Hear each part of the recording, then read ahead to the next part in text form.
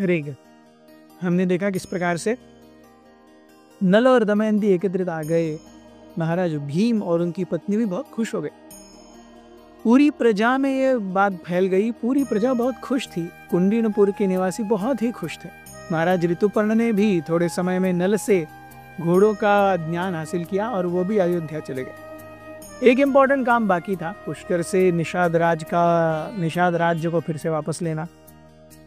1 महीने तक दमयंती के साथ रहने के बाद में एक दिन महाराज नल 16 हाथी, 50 घोड़े और 600 फुट सोल्जर्स सैनिकों को लेकर के उन्होंने निषाद राज्य पर आक्रमण कर दिया, अपने ही राज्य पर आक्रमण कर लिया। उन्होंने वो कहने लगे जाते हुए कि हे मेरे भ्राता पुष्कर, अब मेरे पास तुमको जो चाहिए उस रूप में फाइट करने की शक्ति है। आप अगर चाहते हो तो मेरे साथ युद्ध खेलो, आप अगर चाहते हो मैं युद्ध करो। आज मैं दोनों रूपों में आपको हरा सकता हूँ। ऐसा कहते हुए बहुत जोर से ललकारते हुए अपने भाई के द्वारा की गए अत्याचारों के बारे में, अपनी पत्नी के ऊपर ढाए हुए और अपने परिवार के ऊपर ढाए हुए जुल्मों के बारे में सोचते हुए महाराज नल बहुत ज्यादा उद्वेगित हो गए। With all force he went to Nishad kingdom, और वहां जाकर के अपने ही महल के बाहर खड़े होकर के उन्होंने अपने भाई पुष्कर को पुकारा कि पुष्कर, फिर से उन्होंने कहा युद्ध करना चाहते हो युद्ध करो, द्यूत खेलना चाहते हो द्यूत खेलो, अब मैं तुमसे हर किसी रूप में लड़ने के लिए तैयार हूं। पुष्कर फिर भी अपने मस्ती में मस्त जोर से ठहाका लगाते हुए आए। उन्होंने कहा कि लगता है इतने समय तक बाहर रह करके भी तुम्हारी अकल ठिकाने नहीं आई। तुम्हें 2 बार मैंने द्यूत में हराया और आज तुम्हारी इतनी हिम्मत कि तुम फिर से आकर के मुझे द्यूत खेलने के लिए ही ललकार रहे हो। चलो द्यूत खेलेंगे। पुष्कर के पास शक्ति नहीं थी, उन्होंने कहा द्यूत खेलेंगे। लेकिन इस बार नल भी द्यूत के सारे पैतरों से वाकिफ थे, उन्हें सिखाया गया था। नल और पुष्कर दोनों फिर से शामियाने में जाकर के द्यूत खेलने के लिए बैठे। पूरे राज्य के लोग इस द्वंद्व को फिर से देखने के लिए आए। हर किसी की आंखें टिकी हुई थी, अब नल क्या करेंगे, पुष्कर क्या करेंगे। अंदर से हर कोई नल को अपने राजा के रूप में चाहता था, लेकिन पुष्कर के सामने कोई बोल नहीं पाता था। नल और पुष्कर ने फिर से दांव खेले। अब नल पूरी तरह से तरबेज हो चुके थे द्यूत खेलने में।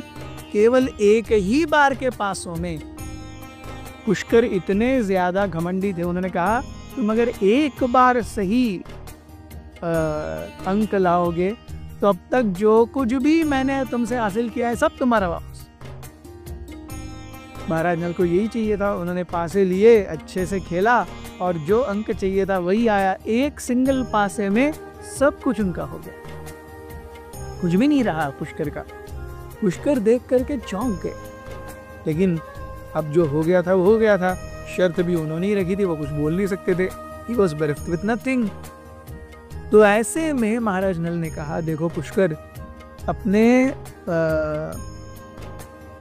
गर्व में तुमने सोचा होगा कि ये तुमने सब कुछ किया है।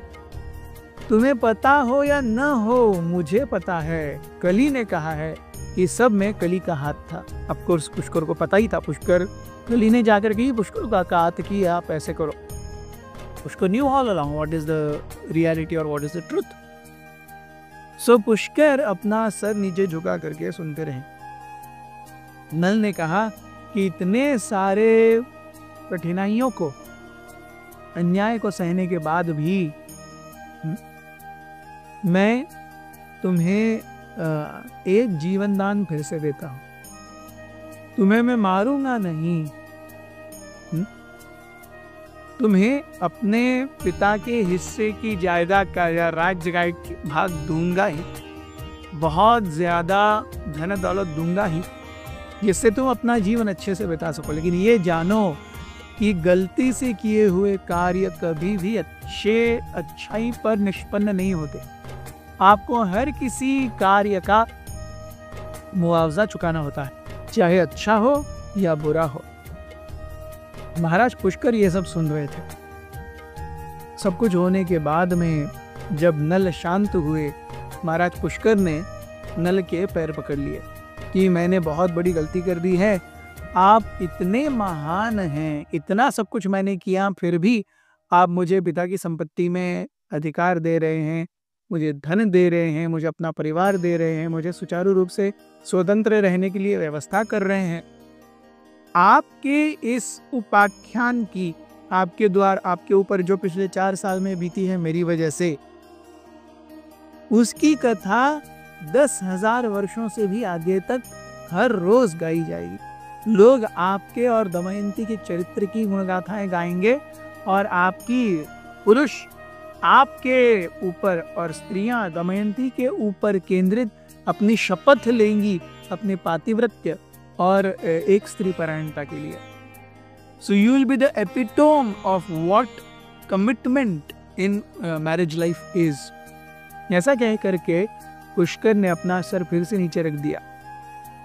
नल ने कालांतर में अपने भाई का उसको दिए हुए राज्य के भाग पर राज्याभिषेक किया और पुष्कर अपने स्थान पर अच्छे से रहने लगे।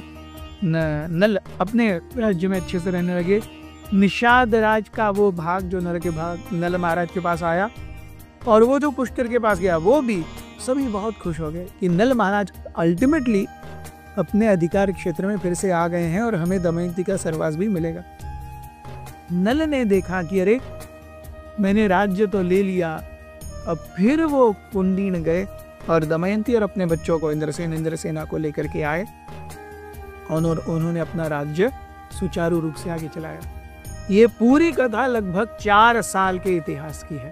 The entire Nala Damayanti Upakhyan takes place in 4 years of time.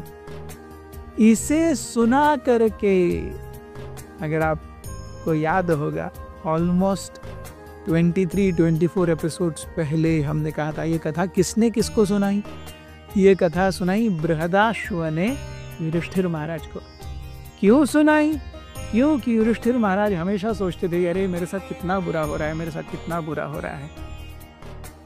तो यहाँ अब बृहदाश्व कहते हैं जिस प्रकार से नल को अपना राज्य वापस मिला, उसी प्रकार से हे युधिष्ठिर धर्मात्मा, मैं देख सकता हूँ कि अभी आपकी पोजीशन बहुत अच्छी है, थोड़ी समय में आपको अपना राज्य वापस मिलेगा।